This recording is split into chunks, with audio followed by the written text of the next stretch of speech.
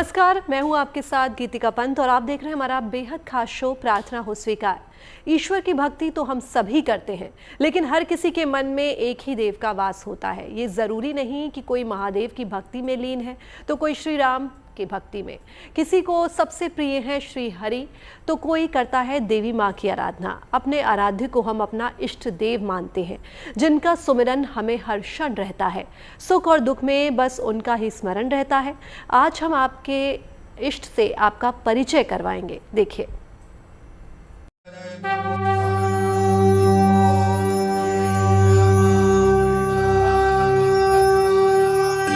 वो सर्वव्यापी सर्वशक्तिमान है, परलौकिक है, पर ब्रह्म है, जिनकी परिकल्पना साकार भी है और निराकार भी, जिन्हें ब्रह्मांड की अलौकिक शक्ति माना जाता है। वो जगत के पालनहार हैं, परमेश्वर हैं, वो ईश्वर हैं, भगवान हैं, जो धर्म ग्रंथों में भी और पुराणों में भी वे सृष्टि के आरंभ में भी थे और अंत में भी रहेंगे। वो आदि अनादि परमेश्वर ही हमारी प्राण वायु हैं। यही हमारी आस्था और विश्वास है। ईश्वर की उपासना तो हमारी श्वास में समाहित है। यही सनातनी सत्य हमारा धर्म है। ईश्वर एक है, पर उनके रूप अनेक हैं। अलग अलग रूपों में दर्शन देते हैं भगवान। भगवान की उपासना तो हम सभी करते हैं, लेकिन आज हम आपको इष्ट देव के बारे में विस्तार से बताएंगे। सामान्यतः हर व्यक्ति को अपने जीवन में किसी भी प्रकार की सफलता चाहिए है तो उसके ऊपर ईश्वरीय कृपा अवश्य होनी चाहिए। पर ज्योतिष में ईश्वर की कृपा से ज्यादा जो व्यक्ति को जीवन में लाभ दे, ऐसे एक देवता हैं जिन्हें हम इष्ट देव या ऐसे देवता जिनका भजन पूजन या जिनकी कृपा प्राप्त कर देने से ईश्वर से भी अधिक जल्दी व्यक्ति को जीवन में सफलताएं और मनोवांछित कामनाएं पूर्णता की मदद मिलती है, वो है इष्ट देव। मान्यता है कि इष्ट की आराधना से ही होता है सर्व कल्याण। कोई करता है कुल देवी या कुल देवता का ध्यान, कोई भजता है गुरु या फरिश्ते का नाम। किसी न किसी रूप में हर इंसान के मन में बसते हैं भगवान। ईश्वर की कौन सी छवि आपको है प्रिय? देव के कौन से स्वरूप से है आपका सानिध्य? कौन है आपके इष्ट देव? आज हम आपको करवाएंगे आपके इष्ट देव के दर्शन। ज्योतिष में हम किसी भी व्यक्ति के लग्न से पंचम गिनते हैं और पंचमेश का जो स्वामी है वो ग्रह और उसके देवता हर व्यक्ति के इष्ट देव होते हैं और उनका भजन पूजन, उनका जितना भी आप है ना उनको ध्याएंगे उतना अपने जीवन में तरक्की को प्राप्त कर लेते हैं। सबसे पहले निर्धारित करें कौन से आपके इष्ट देव हैं। मान लीजिए आप के लग्न में 1 नंबर पड़ा, यानी कि मेष लग्न के जातक हैं, तो पंचमेश आपके सूर्य हो जाएंगे। पंचम राशि आपकी सिंह राशि पड़ गई, उसके देवता हो गए सूर्य। तो सूर्य के देवता हो गए भगवान विष्णु। सूर्य देव का आराधना करने से और भगवान नारायण का भजन पूजन करने से व्यक्ति को जीवन में सफलताएं तुरंत मिलने लगती हैं। इष्ट देव के पूजन से होगा आपका कल्याण, मिटेंगे कष्ट, मिलेगा मनचाहा वरदान। जी हाँ, आज करेंगे इष्ट देव की महिमा का बखान और इष्ट देव से कैसे पाना है महावरदान, कैसे करनी है इष्ट देव की उपासना। आज हम आपको सब बताएंगे। बस बने रहिए हमारे साथ और देखते रहिए प्रार्थना हो स्वीकार। ज़रूरी नहीं कि जो शक्ति आपको अपनी ओर आकर्षित करती हो वो श्री राम, कृष्ण, हनुमान या देवी हो। कई बार कुल देवी या कुल देवता भी आपके इष्ट हो सकते हैं। इंसान अपने इष्ट देव की ओर बरबस ही खिंचा चला जाता है और कहते हैं कि इष्ट की आराधना से ही इंसान का सर्व कल्याण होता है। तो आइए हम आपको बताते हैं कि आखिर कौन होते हैं इष्ट देव और उनकी उपासना से क्या क्या लाभ मिल सकता है।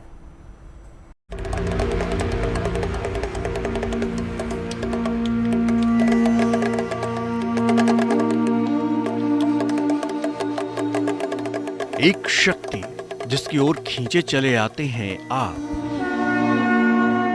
एक देव जिनकी उपासना से मिटते हैं आपके संताप। किसी को प्रिय हैं भोलेनाथ, किसी को भाई श्री हरि का साथ। कोई करे देवी की उपासना, कोई करे हनुमान की साधना। हर देव पर किसी न किसी भक्त को अटूट भरोसा होता है कि सुख दुख की घड़ी में वो परम शक्ति हमारे साथ खड़ी होगी। ये आस्था रूपी प्रकाश पुंज ही तो है जो हमें हर संकट की घड़ी में हमारे मन में हौसले के रूप में जगमगाता रहता है। लेकिन ये कहावत तो आपने सुनी ही होगी, एक साधे सब सधे, सब साधे सब जाए। यानी सभी देवी देवताओं की पूजा उपासना करने के बाद भी अक्सर इंसान का मन भटकता ही रहता है। ज्योतिष के जानकारों की माने तो हर इंसान का मन किसी एक देवी या देवता की ओर सबसे ज्यादा आकर्षित होता है, और वही देवी या देवता आपके इष्ट देव हो सकते हैं। दोनों में श्रेष्ठ कहा जाए तो दोनों अलग अलग हैं। आप किसी भी ईश्वर की बात हम करते हैं तो ईश्वर का अर्थ है, जैसे मैं साधक अगर मान लीजिए देवी का हूं तो देवी दुर्गा, भगवान नारायण, भगवान शिव, ये सब जो है ईश्वर हैं जिनसे इस सृष्टि की रचना और पालन और भरण पोषण हो रहा है। परंतु इष्ट देव मेरे निजी हैं, जो मेरे कुंडली के लग्न से पंचम राशि के स्वामी पड़ते हैं, वो मेरे इष्ट देव हैं। अगर आपकी कोई कुल देवी या देवता है तो वो भी आपके इष्ट देव हो सकते हैं। तो आइए जानते हैं कि कौन है आपके इष्ट देव जिनकी उपासना से होगा आपका कल्याण। धार्मिक मान्यताओं में हर व्यक्ति के एक इष्ट देव या देवी होते हैं। इनकी उपासना करके ही व्यक्ति जीवन में उन्नति कर सकता है। इष्ट देव या देवी का निर्धारण लोग कुंडली के आधार पर करते हैं। वास्तव में ग्रहों और ज्योतिष का इष्ट देव से संबंध नहीं होता। इष्ट देव या देवी का निर्धारण आपके जन्म जन्मांतर के संस्कारों से होता है। बिना किसी कारण के ईश्वर के जिस स्वरूप की तरफ आपका आकर्षण हो, वही आपके इष्ट देव हैं। ग्रह कभी भी ईश्वर का निर्धारण नहीं कर सकते। ग्रहों की समस्या को दूर करने के लिए विशेष देवी देवताओं की उपासना की जा सकती है। धार्मिक परंपराओं में ईश्वरीय शक्ति की उपासना अलग अलग रूपों में की जाती है। ज्योतिष के जानकारों की माने तो हिंदू धर्म में 33 कोटि देवी देवताओं को उपासना के योग्य माना गया है। अलग अलग शक्तियों के रूप में उनकी पूजा की जाती है। अगर आपके कुंडली में ग्रहों से जुड़ी कोई समस्या है तो आइए जानते हैं कि कौन से ग्रह के लिए कौन से देव की उपासना सबसे उत्तम होगी। सबसे पहले देखें कि आपके जीवन में आने वाली परेशानी किस कारण से आ रही है। सामान्यतः व्यक्ति को रोग और परेशानियां अगर आए तो छठे और आठवें भाव के जो मारक ग्रह पड़े हुए हैं उनका उपाय कर लेने से व्यक्ति को निश्चित आराम आ जाता है। और विशेष तौर पे कुछ ग्रह ऐसे हैं जो आपको सदैव अच्छा फल दें, ऐसा कम होता है। जैसे राहु हो गया, जैसे शनि हो गया। अगर इनका विशेष तौर पर अध्ययन कर लें, ये आपके लिए अच्छे नहीं है। इनका उपाय करने से आपको निश्चित समस्याओं से मुक्ति मिल जाती है। सूर्य के लिए सूर्य की ही उपासना करें या गायत्री मंत्र की साधना करें। चंद्रमा के लिए भगवान शिव की उपासना करना उत्तम होगा। मंगल के लिए कुमार कार्तिकेय या हनुमान जी की उपासना करें। बुध के लिए माँ दुर्गा की उपासना करें। बृहस्पति के लिए श्री हरि की उपासना करें। शुक्र के लिए माँ लक्ष्मी या माँ गौरी की उपासना करें। शनि के लिए श्री कृष्ण या भगवान शिव की उपासना करें। राहु के लिए भैरव बाबा की उपासना करें। केतु के लिए भगवान गणेश की उपासना करें। ज्योतिष के जानकारों के मुताबिक मनचाहे फलों की प्राप्ति के लिए अलग अलग देवी देवताओं की उपासना की जाती है। लेकिन इन्हीं देवी देवताओं को इष्ट भी माना गया है। कहते हैं इष्ट की उपासना करने से विशेष फल प्राप्त होता है। तो आइए जानते हैं कि आपके विशेष समस्याओं के लिए कौन से देव की आराधना उत्तम होगी। रोग अगर आपको परेशान कर रहा है तो भगवान शिव से महामृत्युंजय उनका नाम है, उनका पाठ भजन पूजन करने से आपको रोग मुक्ति मिलने में सहायता मिलती है। अब विद्यार्थी हैं और विद्या प्राप्ति करने में अगर आपको कठिनता आ रही है तो भगवान गणेश जी का पूजन, बुध की पूजा और देवी दुर्गा जी की आराधना करने से आपको विद्या तुरंत प्राप्त होती है।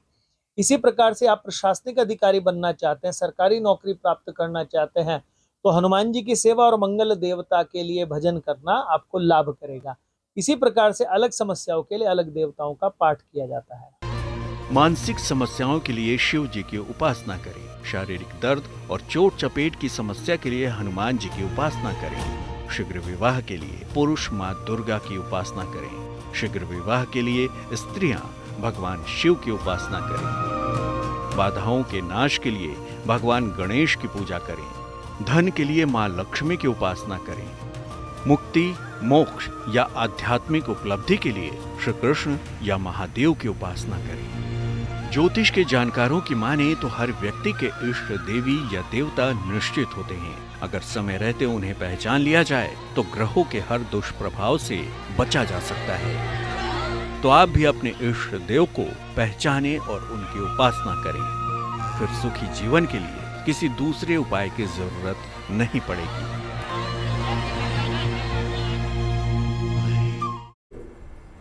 हम बात कर रहे हैं इष्ट देव और उनकी साधना के बारे में। अगर आप अपने इष्ट की आराधना में ही लीन रहते हैं तो निश्चित ही आपको भवसागर से पार ले जाएंगे आपके इष्ट देव। हालांकि हर इंसान के इष्ट देव अलग होते हैं, लेकिन एक देव ऐसे भी हैं जिनकी पूजा उपासना संपूर्ण संसार के लिए एक समान कल्याणकारी है। कौन है वो देव और कैसे करें उनकी उपासना, देखिए।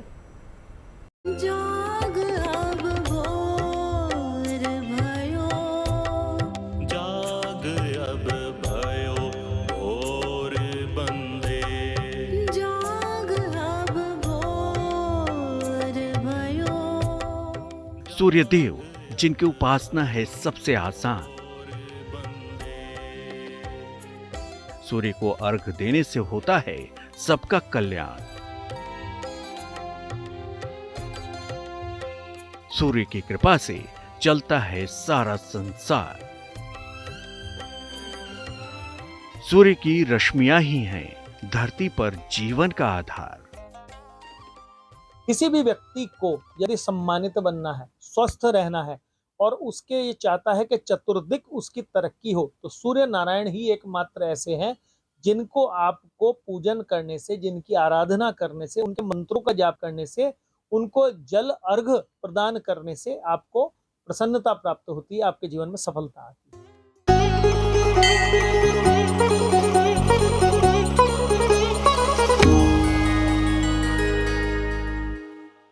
किसी भी प्रकार की समस्या हो, कलयुग में केवल राम नाम का जाप इतना सुंदर आधार है कि व्यक्ति अपने मन की भावना को पूर्ण कर लेता है। किसी व्यक्ति को चाहे नौकरी में, चाहे संतान प्राप्ति, चाहे व्यापार वृद्धि का है, जो व्यक्ति राम के नाम का जाप करता है, इसमें भी वही है ना, ओमकार के समान मंत्र और आकार कहे गए हैं।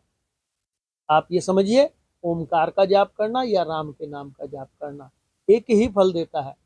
किसी भी व्यक्ति को यदि अपने मुकदमे में, छात्र जीवन में या नौकरी में किसी प्रकार की समस्या आ रही हो, तो वो श्री राम के नाम का जाप करना शुरू करे। तो आप ये समझ लीजिए कि जो राम के नाम के अग्रदूत हैं, यानी कि हनुमान जी हैं, वो उस व्यक्ति को निश्चित सारी असफलताओं को दूर करके सफलताएं देने लगते हैं। राम का नाम जपे, लेकिन राम के साथ साथ हनुमान जी का भी भक्त होकर ध्यान करे, तो आप ये समझ लीजिए हनुमान जी प्रसन्न हो जाते हैं राम के नाम जाप करने से।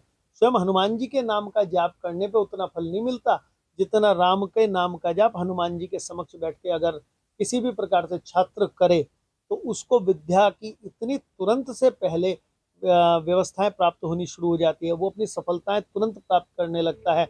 प्रार्थना हो स्वीकार में आज के लिए बस इतना ही। बाकी देश और दुनिया की तमाम पॉजिटिव न्यूज के लिए आप बने रहिए गुड न्यूज टुडे पर। नमस्कार।